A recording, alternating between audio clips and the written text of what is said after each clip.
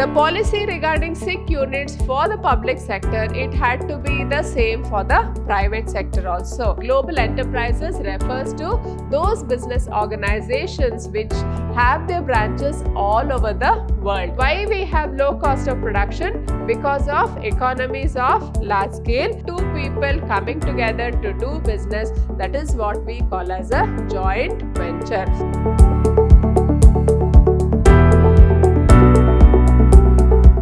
Hello everyone, I am Purnima, faculty in the Department of Commerce, Vidhyaashram Pre-University College, Temple of Excellence. In this session 3 on the third chapter, I will be having a discussion on the changing role of the public sector in the Indian economy. And after that, we will be having a discussion on what is the global enterprise and what are joint ventures, and later on what are public-private partnership. Let us have a look at the changing role of the public sector. So if you can recall what I had done in my last session, so public sector enterprises are those enterprises which are set up by the government and which are funded by the government, and they are an extension of the ministry itself. So we know what are public sectors, and now let us have a look at the changing role of the public sectors. Now here, at the time of independence, it was expected that the public sector enterprises would play an important role in achieving certain objectives of the economy, either by direct participation in business or by acting as a catalyst. The Indian economy is in the stage of transition. Yes. So by just looking at this material, whatever it is written, we should understand that after the pre-independence period, there was lot of infrastructure needed to be set up in India. For rapid industrialization, we needed good roads, we needed communication facilities, and we needed banking facilities. So infrastructure was in a very pitiable stage, and it had to be set up in order to just encourage industrialization. Then, because of which the government of India took up the necessary steps to set up the necessary infrastructure in the Indian scenario. Now, in the post-90s period, the new economic policies emphasized liberalization, privatization, and globalization. The role of the public sector was redefined. It was not supposed to play a passive role, but to actively participate and compete in the market with other private sector companies in the same industry. So, with the advent of the liberalization, privatization, and globalization policies of the government, the public sector was expected to have a more active participation in the Indian economy. It had to actively participate in the economic activities of the country, as well as compete with the other private companies in the same industry. Then, let us have a look into what are the changing roles of the public sector. Now, in this, the first point to be noted is the development of infrastructure. So, as you all know, the development of infrastructure requires huge amount of resources with a large gestation period, and most of the private sector units, they were not prepared to invest heavily in these types of infrastructure, and as such the Indian government had to come forward and mobilize the resources necessary to set up the infrastructure in the economy. So the process of industrialization cannot be sustained without adequate transportation and communication facilities, fuel and energy, and basic and heavy industries. It is only the government which could mobilize huge capital, coordinate industrial construction, and train technicians and workforce. So, in the development of infrastructure, we should understand that industrialization cannot be done without adequate transportation. So, we need adequate transportation, we need communication facilities, we need fuel and energy, and also we need the basic and heavy industries. So, it requires huge amount of capital resources which only the Indian government could mobilize. So, it mobilized huge capital, coordinated industrial construction, and trained technicians and workforce. So, this is the development of infrastructure. Now, the next scenario we have to look into is regional imbalance. The government is responsible for developing all regions and states in a balanced way and removing regional disparities. So we all know that wherever there is a lot of infrastructure, industries get attracted to those regions, and wherever there is no infrastructure, those areas remain backward itself. Now, it is the duty of the Indian government to see that there is overall development of all the areas of that country. So, started developing all the areas which were in backward state. So, development of backward regions so as to ensure a regional balance in the country is one of the major objectives of planned development. So, we don't need any backward areas. So, we need all the areas to be very, very well developed. So, that was the intention of the government. Then, therefore, the government had to locate new enterprises in backward areas and at the same time prevent the mushrooming growth of private sector units in already advanced areas. So, because it wanted regional development, the government just put an end to the mushrooming units of the private sector. The private sector which were concentrated in good infrastructure areas or forward areas. So it put a break on those private sectors and started improving those regions which needed development. Then next is economies of scale. So where large scale industries are required to be set up with huge capital outlay, the public sector had to step in to take advantage of the economies of scale.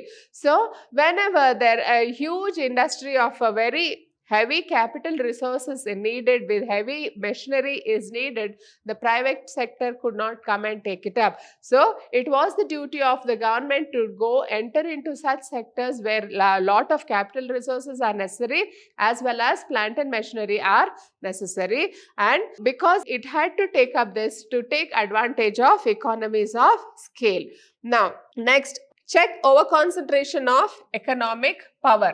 The public sector acts as a check over the private sector. In the private sector, there are very few industrial houses which would be willing to invest in heavy industries, with the result that wealth gets concentrated in few hands and monopolistic practices are encouraged. Now, we all know that the private sector will not be attracted to invest in heavy industries, as a result of which the public sector has undertaken to just invest in heavy industries, and it is creating lot of employment opportunities to the youth of the people, because of which the youth are getting more and more economic power, and when they get more and more economic power or the purchasing power, automatically all the regions get developed. Then next one is import substitution. During the second and the third 5-year plan period, India was aiming to be self-reliant in many spheres. Public sector companies involved in heavy engineering, which would help in import substitution, were established. So, since India wanted to be self-reliant, more of those industries which would help in import substitution were set up in the public sector to see that the imports were reduced to a considerable extent. Then, next, let us have a look at the changing role of public sector in the year 1991. So, the government policy towards the public sector since 1991. So, if we can have a look at the government policies in the year 1991, first one was they wanted to have a restructure of all the public sector units. Secondly, it wanted to close down all those public sector units which were sick, that is, which were running in heavy losses. Then, third one is it had to protect the interest of the employees who were working in these sick units. So, in addition to that, there were certain other areas where the public sector had to play an important role. Now, in connection with this, the Indian government took up certain measures to see that there is a more important role to be played by the public sector in the Indian economy.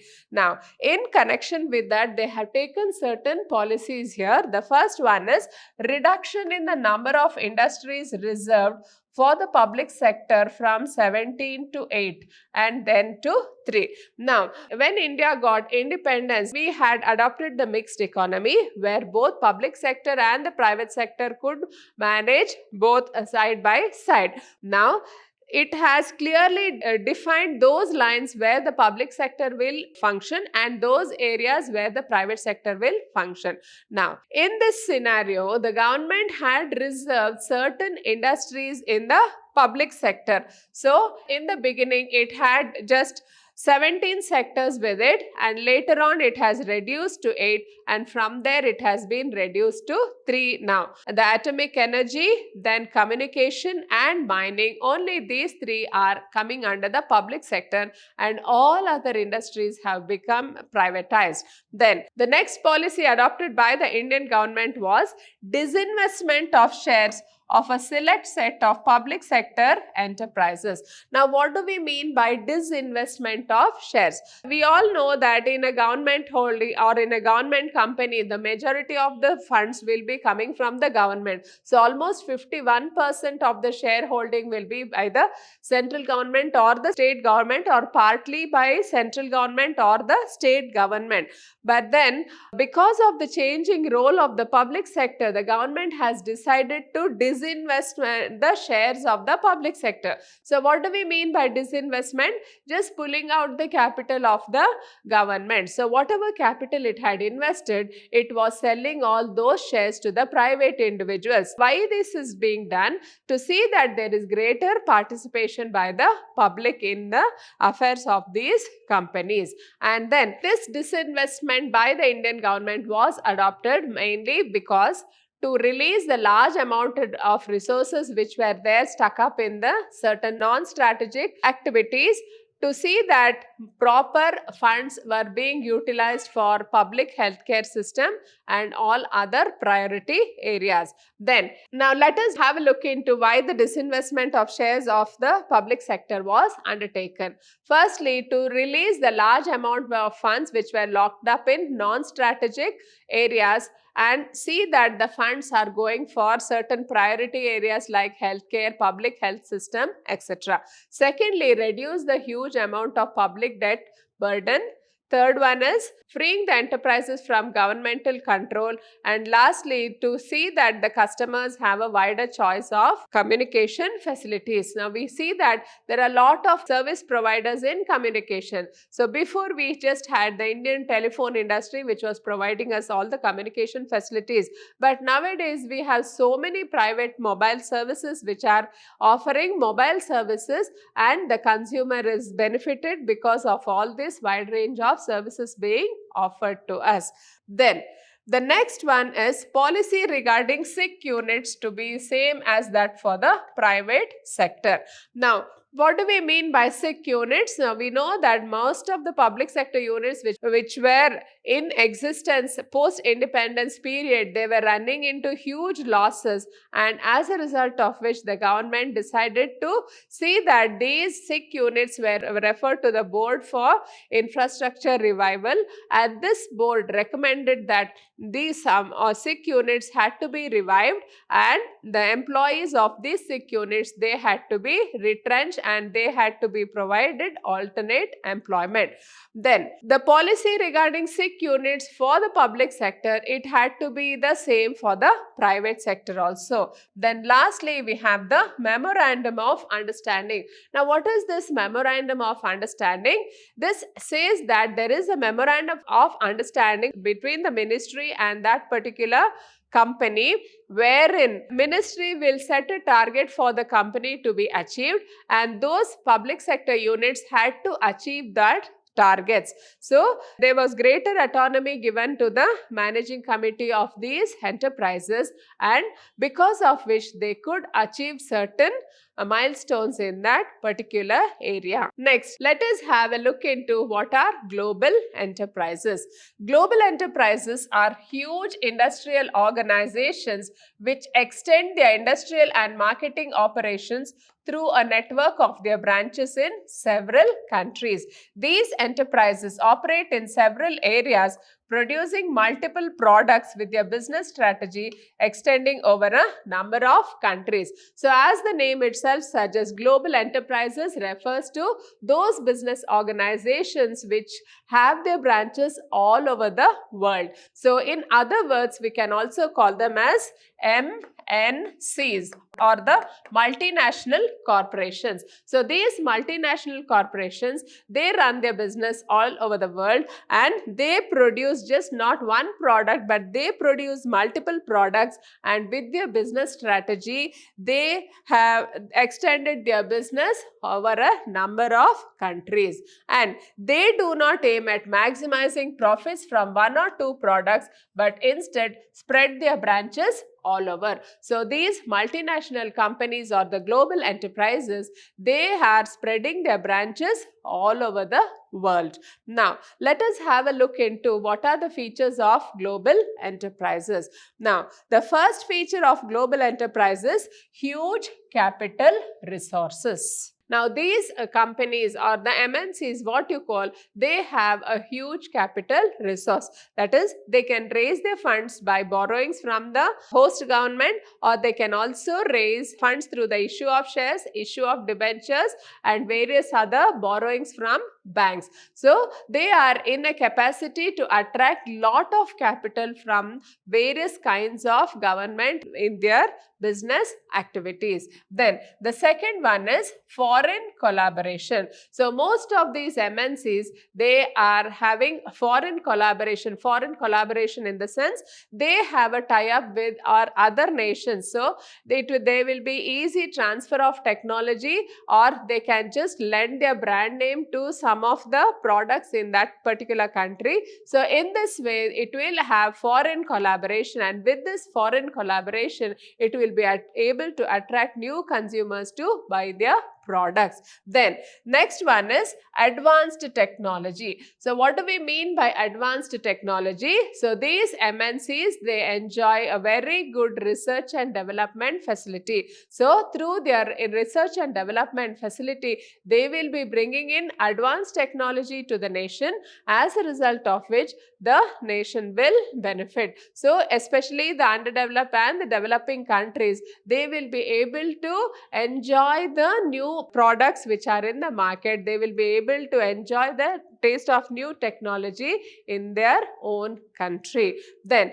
next one is product innovation. So because of the very good R&D facility, that is research and development facilities they are having, they will be able to bring in new products, and these new products will be equally purchased by the people of all over the world. So any new product with new features are always welcomed by the consumers. Then next one is marketing strategies. Now the marketing strategies of these MNCs, they are held by professionals. So we have professional marketing specialists who know how to plan their marketing, who know when to put in their new product, and who know what is the perfect time to release the new products. And because of their professional marketing strategy, they are able to conquer the markets all over the world. Then next one is expansion of market territory. So this is one of the greatest achievements of these MNCs.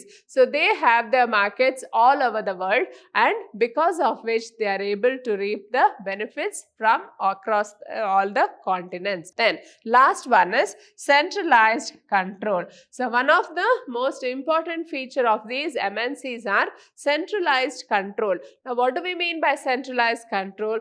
Company has its branches all over the world. The entire company will be under the control of that particular head office is situated. So it will be in the centralized control of that particular country. Next, let us have a look into what do we mean by joint ventures.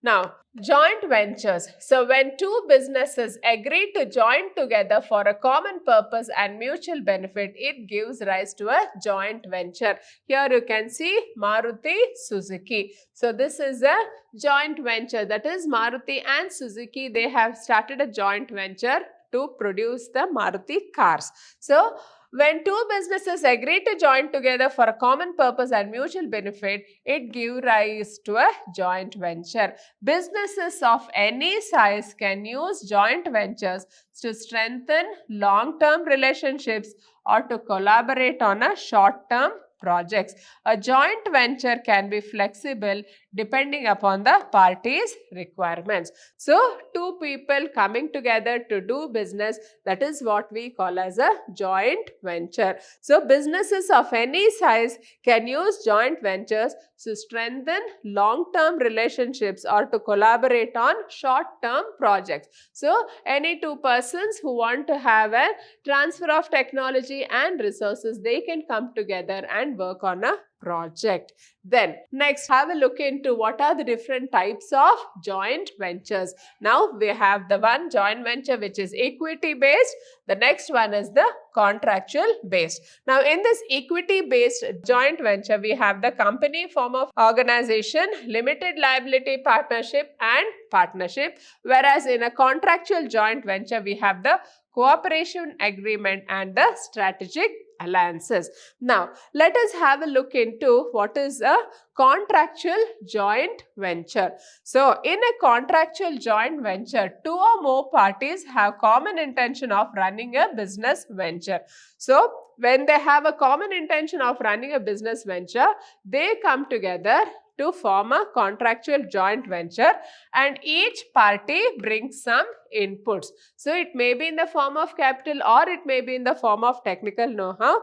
So, both the parties exercise some control on the business venture and the relationship is not a transaction to transaction relationship but has a character of relatively longer duration. So, it is not a joint venture for a single transaction or a single project, but it extends beyond that. So, for a longer duration, so such a kind of a joint venture, we call it as contractual joint venture. Next one is equity based joint venture. Now, what do we mean by EJV or the equity based joint venture? So, there is an agreement to either create a new entity or for one of the parties to join into ownership of an existing entity. So, there is an agreement to create a new entity. So, they can come together and make a new company or one of them can join an existing company by just investing in the equity. So, this is the one of the features of the equity based joint venture. You can just buy the equity of that particular organization and enter into a joint venture and the shared ownership by the parties involved. So, just by buying the equity, you will be sharing the ownership of that particular joint venture. Then, shared management of the jointly owned equity. So, management also will be jointly shared by both the companies.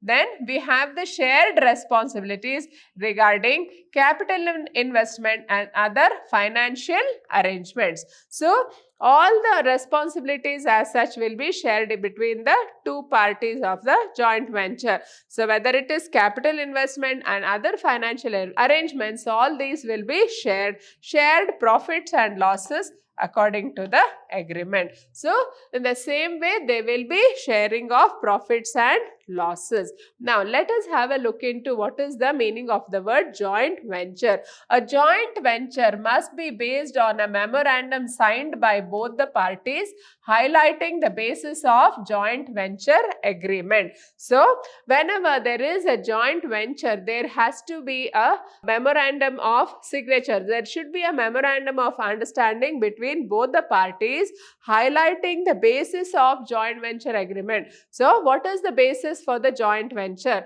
On what basis they have done? That should be the highlighting feature of the agreement. Then, the joint venture agreement must also state that all necessary governmental approvals and licenses will be obtained within the specified period. So, in order to see that the joint venture goes into business, so they have to have a time frame within which they can get all the government approvals and all the certificates necessary for starting the business. Then, what are the benefits of having a joint venture? So, first one is increased resources and capacity. So, when two entities come together and form a joint venture, then we can have increased resources and capacity. So the capital resources will increase, the manpower will increase, the technical know-how also will increase, and as a result of which the company, the new joint venture will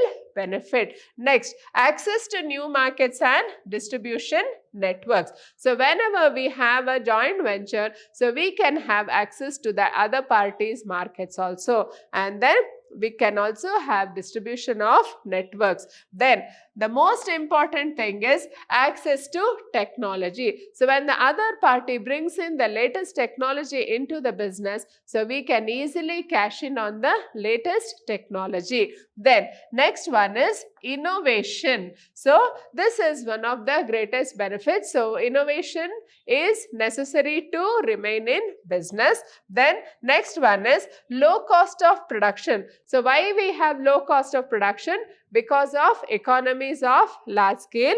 Then lastly, established brand name. Now, what do we mean by established brand name? So when two companies come together to form a joint venture, so the one party, if it has built up a very good brand name, the other party can just cash in on that goodwill built by the other party. So in this way, we can see that there are a lot of benefits for having joint venture.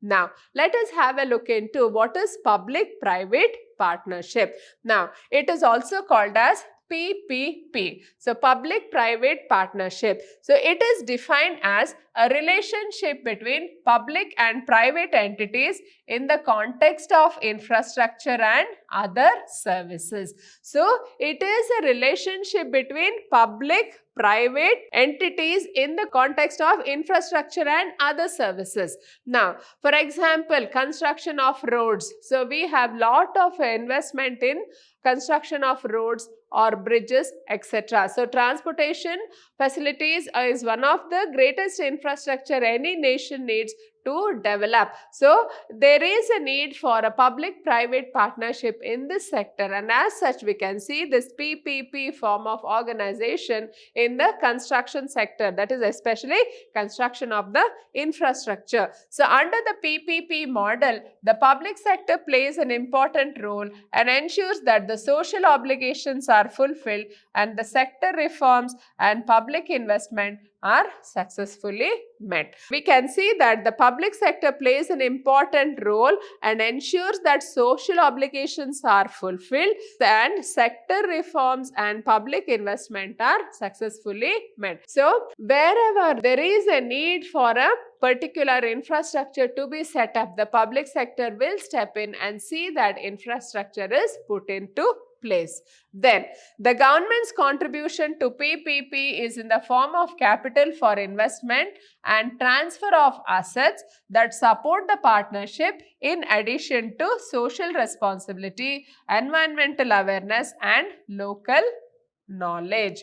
So what will the government do in this kind of a organization, that is a PPP, that is public-private partnership? The government will be investing in the form of capital. So the government will be providing capital and also transfer of assets. For example, if there is a construction of road, then the government has to acquire road on the other sides of the main highways to see that the road gets broadened or extended, and all this will have to be done with support from the government, and also it will support the partnership in addition to social responsibility and environmental awareness. So environment also should be taken into consideration whenever there is a PPP, that is public-private partnership. So when they are collaborating with each other, and if there is any environmental issues which are coming up, then the government has to take care of all those issues also. The private sector's role in the partnership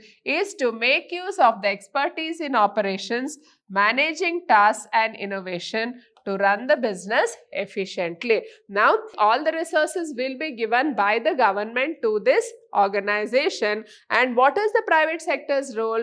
The private sector's role is to make use of its expertise in operations. So it has to see that the things are well managed by managing the task and innovation, to see that the latest technology is used and then the tasks are carried out. Now, let us have a look into the sectors where PPPs have been completed worldwide. So, the sectors are power generation and distribution, then water and sanitation, refuse disposal, pipelines, hospitals, school buildings, teaching facilities, stadiums, air traffic control, prisons, railways, roads, billing and other information technology systems and housing. So, if you can see all these sectors, they have been successful with this kind of a organization. That is, with public and private partnership, they have been able to set up all this kind of